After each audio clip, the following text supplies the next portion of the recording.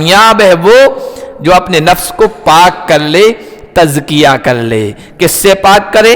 کفر سے پاک کرے، شرک سے پاک کرے، منافقت اور دوغلے پن سے پاک کرے، حرام کمائی سے اپنے آپ کو پاک رکھے، اور حرص سے پاک رکھے، غیبت سے پاک رکھے، اور حسد سے پاک رکھے۔ یہ جتنی بھی بیماریاں ہیں یہ انسان کو ذلیل کرنے والی ہے، رسوا کرنے والی ہے، انسان کو گھاٹے کی طرف لے جانے والی ہے۔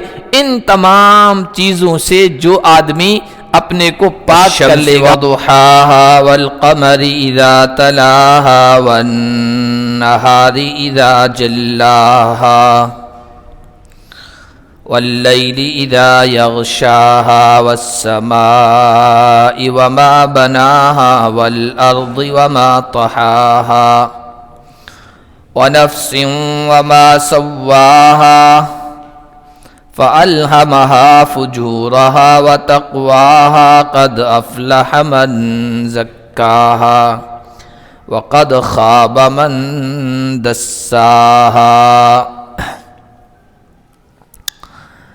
آج کے درس کا آغاز ہم اللہ کے فضل و کرم سے سورۃ الشمس سے کر رہے۔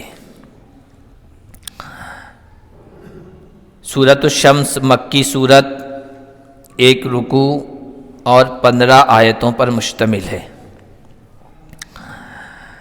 اللہ تعالیٰ نے اس سورت میں اپنی قدرت کی چند عظیم نشانیوں کی قسم کھا کر آگے ایک اہم بات کی طرف اشارہ فرمایا ہے، اور اللہ جس چیز کی قسم کھاتے ہیں تو وہ اس کی اہمیت کی طرف اشارہ ہوتا ہے۔ چنانچہ فرمایا سورج کی اور اس کی روشنی کی قسم۔ ضحیٰ چاشت کے وقت کو کہتے ہیں، 9-10 بجے کا جو ٹائم ہوتا ہے جس میں تپش اور گرمی اور سورج کی روشنی بڑھ جاتی ہے، اس کو ضحیٰ کہتے ہیں۔ چاشت کی نماز کو بھی صلاۃ الضحیٰ یا صلاۃ الاوابین کہتے ہیں۔ تو سورج کی اور اس کی روشنی کی قسم، والقمر اذا تلاہا، اور چاند کی قسم جب وہ سورج کے پیچھے پیچھے آئے۔ دیکھیے ایک آیت، ہم قرآن کی جو آیتیں پڑھتے ہیں اس کو آیت کہتے ہیں، اس کو آیت تشریعی کہتے ہیں، اور ایک آیت کے معنی آتے ہیں قدرت کی بڑی بڑی نشانیاں، ان کو کہتے ہیں آیت تکوینی، یعنی کائنات میں پھیلی ہوئی ایسی بڑی بڑی عظیم نشانیاں اللہ کی، جن میں غور و فکر کر کے اللہ کی قدرت سمجھ میں آتی ہے۔ تو سورج بھی اللہ کی قدرت کی بڑی نشانیوں میں سے ہے۔ سورج اور سورج کی روشنی، یہ زندگی کے اندر ہم جو چہل پہل، سرگرمی، دوڑ دھوپ دیکھ رہے ہیں، یہ سورج کی وجہ سے ہے اور اس کی روشنی کی وجہ سے ہے۔ آپ دیکھ لیجئے دن میں دوڑ دھوپ ہوتی ہے، محنت ہوتی ہے، رات میں اس کی بنسبت اس کے مقابلے اتنی نہیں ہوتی ہے۔ تو دنیا کی چہل پہل سورج سے وابستہ ہے۔ اور پھر چاند کی قسم جب سورج کے پیچھے پیچھے آئے، سورج کے اپنے فائدے ہیں، چاند کے اپنے فائدے ہیں۔ غلے، اناج وغیرہ تیار ہوتے ہیں، پکتے ہیں، وہ سورج کی روشنی کی وجہ سے۔ اور موسم جو بدلتے ہیں وہ چاند کی وجہ سے۔ سمندروں میں بھی جو سمندر موجزن ہوتے ہیں، دریا چڑھتے ہیں، جوار بھاٹا آتا ہے، وہ چاند کی روشنی کی وجہ سے۔ تو موسموں کی تبدیلی میں چاند کا بڑا اثر ہے۔ والقمر اذا تلاہا والنہار اذا جلاہا، اور دن کی قسم جب وہ روشن کر دے، اور رات کی قسم جب وہ دن پہ چھا جائے۔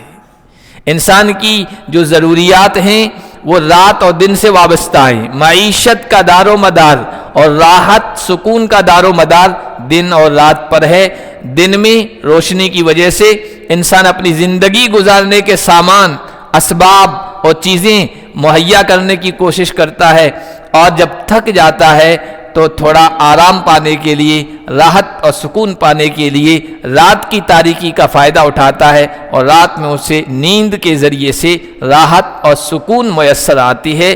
تو رات اور دن سے انسان کی زندگی کی تمام ضروریات وابستہ ہیں۔ اللہ تعالیٰ نے ان کی قسم کھائی ہے، اور یہ اللہ کی بہت بڑی نعمتیں بھی ہے۔ اللہ نے قرآن میں کئی جگہوں پر یہ فرمایا ہے، اگر اللہ تعالیٰ رات ہی رات کر دے، ہے کوئی طاقت جو دن کو لے آئے؟ جس دن میں تم زندگی کے اسباب فراہم کرتے ہو، اور اگر اللہ اپنی قدرت سے دن ہی دن کر دے، ہے کوئی جو رات لے آئے جس میں تم نیند کا مزہ لے سکو، لطف اٹھا سکو؟ اور پھر آسمان اور بنانے والے کی قسم، اور زمین اور اس کے بچھانے والے کی قسم۔ زمین اور آسمان دونوں سے انسان کی ضرورتیں وابستہ ہیں۔ انسان کی زندگی کا جو روٹین ہے، جو اس کے معمولات ہیں، وہ آسمان سے بھی وابستہ ہیں اور زمین سے بھی وابستہ ہیں۔ اللہ نے آسمان کی چھت بنائی، اور اس آسمان کے دامن میں نہ جانے کتنے سیارے، ستارے، گلیکسیاں اور کہکشائیں وہ بنا دی، اور وہ بھی اس سے بھی انسانوں کے فائدے وابستہ ہیں۔ اور زمین کو اللہ نے کس طرح بچھا دیا، ہمیں محسوس ہی نہیں ہوتا کہ زمین گردش میں ہے، زمین چکر لگا رہی ہے، زمین گول ہے، پتہ ہی نہیں چلتا۔ اللہ نے اس کا شیپ اس طرح بنایا ہے کہ ہمیں ایسا محسوس ہی نہیں ہوتا کہ یہ زمین گول ہے، اور یہ گھوم بھی رہی ہے بڑی تیزی کے ساتھ۔ ہم بڑے سکون کے ساتھ اس میں اپنے کام کر رہے ہیں، ضروریات پوری کر رہے ہیں، کھیتی باڑی کر رہے ہیں، مکانات بنا رہے ہیں، باغات تیار کر رہے ہیں، کارخانے اس پر تعمیر کر رہے ہیں۔ ساری انسان کی ضرورتیں اس زمین پہ پوری ہو رہی ہے، اور کبھی اس کو محسوس نہیں ہوتا کہ یہ کس طرح گھوم رہی ہے اور کس طرح گول ہے۔ انسان گول چیز پر ٹک نہیں سکتا، کوئی چیز ٹک نہیں سکتی، کھڑا نہیں ہو سکتا اس پر انسان، لیکن زمین کو اللہ تعالیٰ نے اس طرح بنایا، تمام ضروریتیں پوری کر رہا ہے۔ وَنَفْسٍ وَمَا سَوَّاهَا، نفس کی قسم، انسان کے نفس کی قسم، اور اللہ نے اس کو انسان کی یعنی جان کی قسم، اور جس نے اس کو ہموار بنایا، برابر بنایا، انسان کو، انسان کا مزاج بنایا، معتدل بنایا، اور اس کے نفس میں، انسان کی جان میں جو چیزیں جس طرح ہونی چاہیے اللہ تعالیٰ نے اس طرح فٹ کر دی ہے، بٹھا دی ہے، اور اس طرح تیار کر دی ہے، جو پیچھے ہم پڑھ چکے ہیں کہ فی ای صورت ما شاء رکبک، جس شکل و صورت میں جو بہترین ہونے چاہیے تھی انسان کو جوڑ دیا ہے، اور انسان کا ڈھانچہ اللہ نے تیار کر دیا ہے۔ یہ اللہ نے چند عظیم چیزوں کی قسم کھا کر پھر آگے کی چیز بتلائی ہے جو وہ اہم ہے۔ قسم، جواب قسم اسے کہتے ہیں، یعنی کیا چیز ان سے ثابت کرنا چاہ رہے ہیں کہ اللہ نے پھر اس انسان میں فجور اور تقوی کی چیز ڈال دی۔ فجور کہتے ہیں گناہ کو، فسق کو، نافرمانی کو، تقوی اللہ سے ڈرنے کو، خوف کو، خشیت کو، اللہ کی نافرمانی سے بچنے کو کہتے ہیں۔ اللہ نے نفس وما سواہا، انسان کو تیار کر کے انسان کے اندر دو طرح کی صلاحیتیں پیدا کی ہے۔ وہ پچھلی صورت میں بھی اب پڑھ چکے ہیں، ہدیناہ النجدین، دو بلند چیزیں ہم نے اس کو دکھائی ہے۔ وہی کیا ہے؟ یعنی خیر کا راستہ، شر کا راستہ، فجور کا راستہ، تقوی کا راستہ، ایمان کا راستہ، کفر کا راستہ، توحید کا راستہ، شرک کا راستہ، سنت کا راستہ، بدعت کا راستہ، اللہ کے نبی کے طریقے کا راستہ، رسم و رواج کا راستہ، تشریح کرتے چلے جائیں۔ ایک طرف اچھائی اور ایک طرف برائی یعنی شر، دونوں کی چیزیں انسان کے نفس میں، اس کے دل میں، اس کے نیچر میں اللہ تعالیٰ نے بنائی ہیں، رکھی ہیں، دونوں طرح کی صلاحیتیں، اچھائی اور برائی کی۔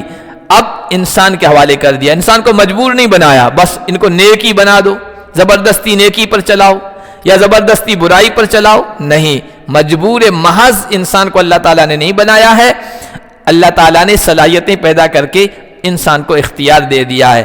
آگے انسان جیسا کرے گا ویسا بھگتے گا۔ قد افلح من زکاہا وقد خاب من دساہا، کامیاب ہے وہ جو اپنے نفس کو پاک کر لے، تزکیہ کر لے۔ کس سے پاک کرے؟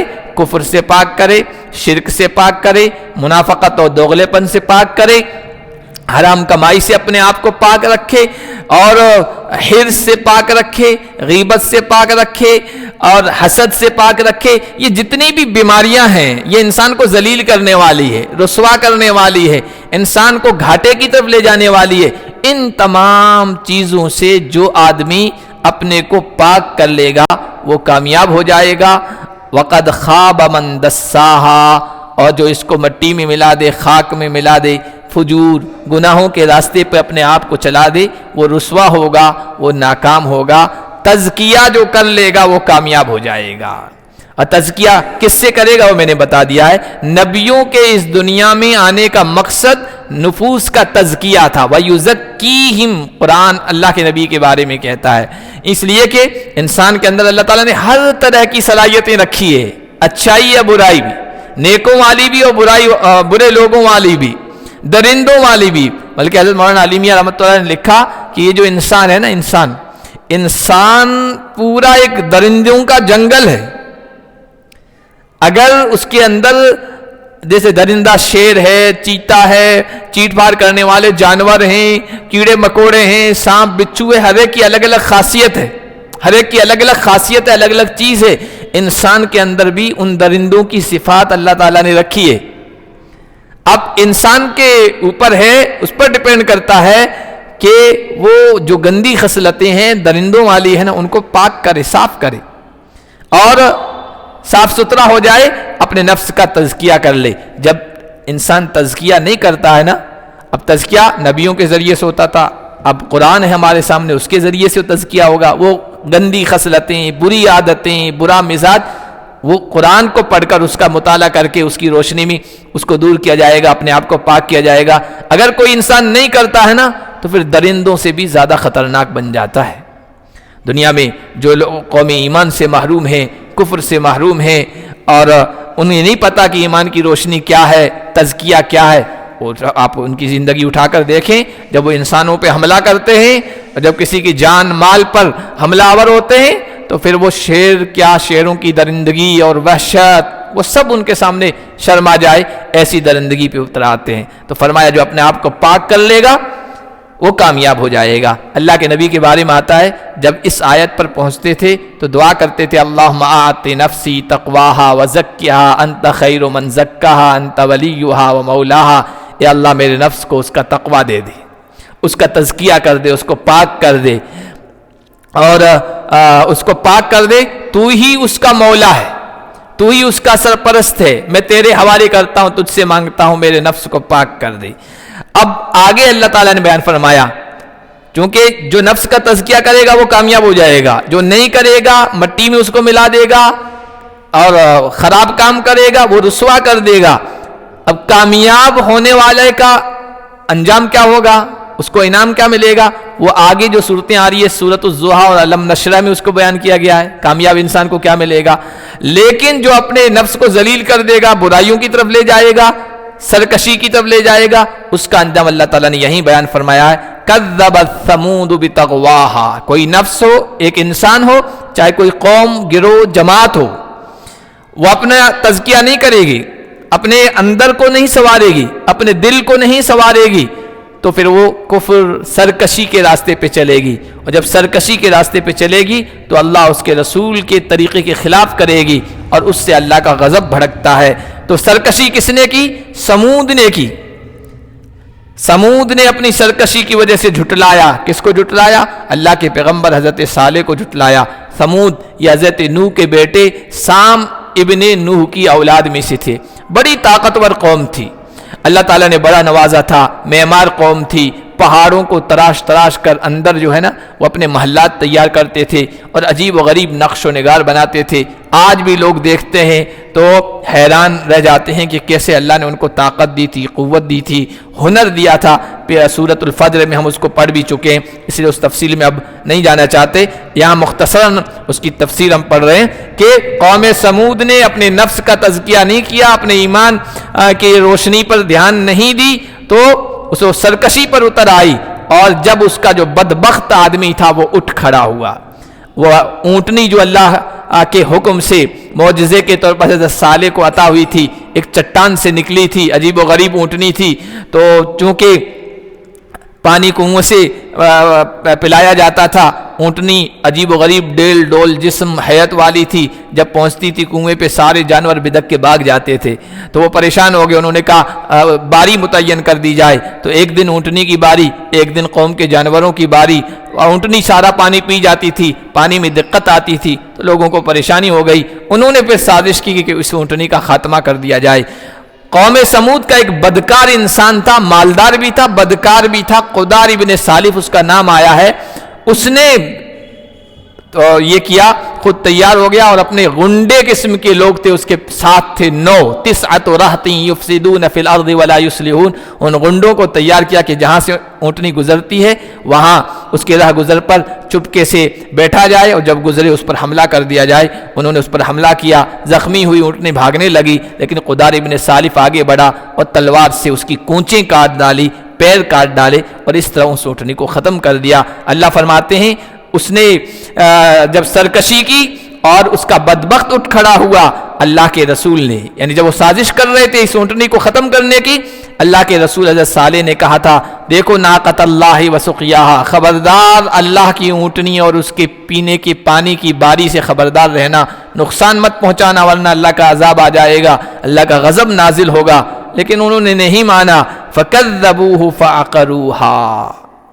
دیکھو اونٹنیاں تو ساری اللہ کی ہے، لیکن ایک خاص اونٹنی کو اللہ کی اونٹنی قرار دینا، چونکہ وہ عجیب و غریب قدرت کی نشانی کے طور پر ظاہر ہوئی تھی، اس وجہ سے اس کو اللہ کی اونٹنی کہا گیا۔ جیسے بیت اللہ ہے، سارے گھر اللہ کے ہیں، مسجد بھی اللہ کی ہے، خانہ کعبہ بھی اللہ کا ہے، لیکن خانہ کعبہ کی عظمت ظاہر کرنے کے لیے اس کو اللہ نے اپنا گھر کہا ہے اور مسجدوں کو خانہ کعبہ کی بیٹیاں گویا قرار دیا ہے ان کی عظمت ظاہر کرنے کے لیے۔ فکذبوا، لیکن انہوں نے نبی کو جھٹلا دیا، فعقروہا، اور اس کی کونچیں کاٹ ڈالی، فدمدم علیہم ربہم بذنبہم فسواہا، تو رب نے ان پر ان کے گناہوں اور جرم کی وجہ سے اپنا عذاب برسایا، فسواہا، سب کو برابر کر دیا۔ اتنی طاقتور قوم تھی، پہاڑوں کو تراش تراش کر گھر بنائے کہ نہ زلزلے سے متاثر ہو، نہ طوفان ان گھروں کو لے جا سکیں اور نہ کسی اور طریقے سے ہو، اتنی طاقتور قوم تھی۔ اللہ کے عذاب کو دعوت دی، غضب کو دعوت دی نا، زلزلہ آیا، ایک چیخ اٹھی اور جگر پھٹ گئے، شق ہو گئے اور سب ختم کر دیے گئے، سب کا نام و نشان اللہ نے مٹا دیا، ملیا میٹ کر کے رکھ دیا۔ اور آگے فرمایا وَلَا يَخَافُ عُقْبَاهَا، اللہ کو ان کے انجام کی کوئی پرواہ نہیں تھی، اللہ اس کے انجام سے نہیں ڈرتے تھے۔ دنیا کا کوئی بادشاہ ہوتا ہے، کسی فرد جو بہت پاورفل ہو، جس کی اپنی دنیا ہو، جرائم کی دنیا ہو، اس پر ہاتھ ڈالنے سے دنیا کے بادشاہ حکمراں عہدیدار ڈرتے ہیں، بھائی اس کو سزا دے دی، پھانسی کی سزا دے دی، پورا کرفیو لگا دیتے ہیں۔ کسی جگہ کوئی قانون لاگو کرنا ہو، کئی مہینے کرفیو لگاتے ہیں، کیوں؟ لوگ ڈرتے ہیں، حکومت ڈرتی ہے، ایجیٹیشن ہو جائے گا، احتجاج ہو جائے گا اور ریلیاں ہوگی اور عوام سڑکوں پہ آ جائے گی، مسئلہ کھڑا ہو جائے گا، قانون کا مسئلہ کھڑا ہو جائے گا، لوگ ڈرتے ہیں سزا جاری کرنے سے مجرموں پر، لیکن اللہ کی ذات وہ ہے لا یخاف عقباہا، کوئی انجام سے وہ نہیں ڈرتا ہے، تو اس پوری قوم کو تباہ و برباد کر دیا۔ یہ صورت مکمل ہو گئی ہے۔ اگلی جو صورت